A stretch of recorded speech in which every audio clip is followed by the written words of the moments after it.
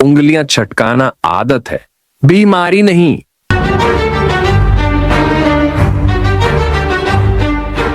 क्या आप अपने जोड़ों को बर्बाद कर रहे हो? Crack, pop, snap. सबने कहा था कि उंगलियां चटकाने से आर्थराइटिस हो जाता है, लेकिन क्या सच में ऐसा है? The truth revealed. Good news?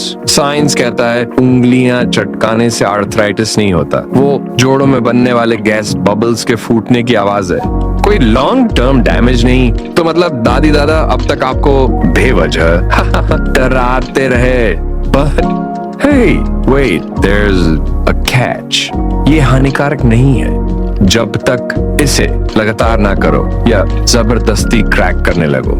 ऐसा करने से उंगलियां सूज सकती हैं या पकड़ कमजोर पड़ सकती है। क्या आप भी सीरियल क्रैकर हो?